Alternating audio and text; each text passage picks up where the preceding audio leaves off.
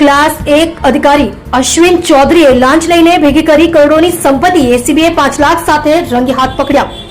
ગુજરાતના પાટનગર ગાંધીનગરમાંથી ભ્રષ્ટાચાર સામે એન્ટી કરપ્શન બ્યુરો એસીબી અત્યાર સુધીનું સૌથી મોટું સફળ ઓપરેશન પાર પાડ્યું છે। ગાંધીનગર વિદ્યુત નિરીક્ષક કચેરીના ક્લાસ 1 અધિકારી અને મુખ્ય વિદ્યુત નિરીક્ષક અશ્વિન બી ચૌધરી લાંચ લેતા રંગે હાથ ઝડપાઈ ગયા છે।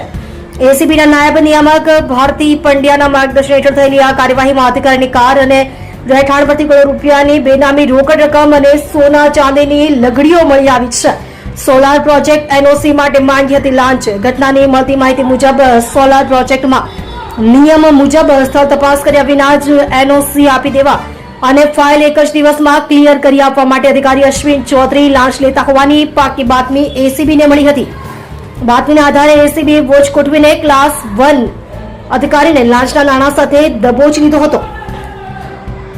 અધિકારીની વૈભવી કારની તલાશી લેતા તેમાંથી રૂપિયા 5,51,730ની રોકડ રકમ મળી આવી હતી, જે લાંચ સ્વરૂપે લેવાઈ હોવાનું સામે આવ્યું છે। ગાંધીનગર અને સુરતનગરથી મળી કરોડોની રોકડ અધિકારીએ ધરપકડ કર્યા બાદ એસીબીની ટીમોએ તેમના વિવિધ સ્થાનો પર સર્ચ ઓપરેશન હાથ ધર્યું હતું, જેમાં અધિકારીના ગાંધીનગર 224 સેક્ટર 19 મેટ્રો સ્ટેશનની બાજુમાં અને સુરત B405 શિલ્પ રેસીડેન્સી VIP રોડ વેસુ સ્થિત નિવાસ સ્થાનો પર રેડ કરવામાં આવી હતી। સર્ચ દરમિયાન અધિકારીના ઘરમાંથી એસીબીની ટીમને પણ ચોંકાવી દે તેટલી સંપત્તિ મળી આવી હતી।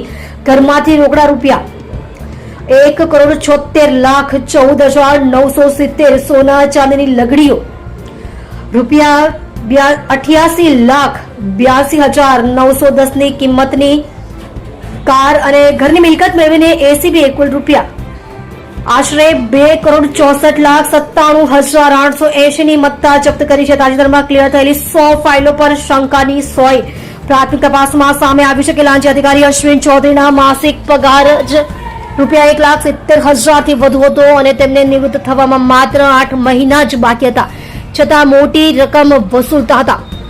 તેઓ નિયમ વિરુદ્ધ જઈને કમિશન લઈને એક જ દિવસમાં ફાઇલો ક્લિયર કરતા હતા। તાજેતરમાં જ તેમણે 100થી વધુ આવી ફાઇલો ક્લિયર કરી હોવાની માહિતી બહાર આવી છે। એસીબી દ્વારા હવે આ તમામ ફાઇલો, તેમના બેંક એકાઉન્ટ્સ અને અન્ય નાણાકીય વ્યવહારોની ઊંડાણપૂર્વક ચકાસણી શરૂ કરવામાં આવી છે। આ કેસમાં હજુ પણ ઘણા મોટા ખુલાસા થવાની સંભાવના છે।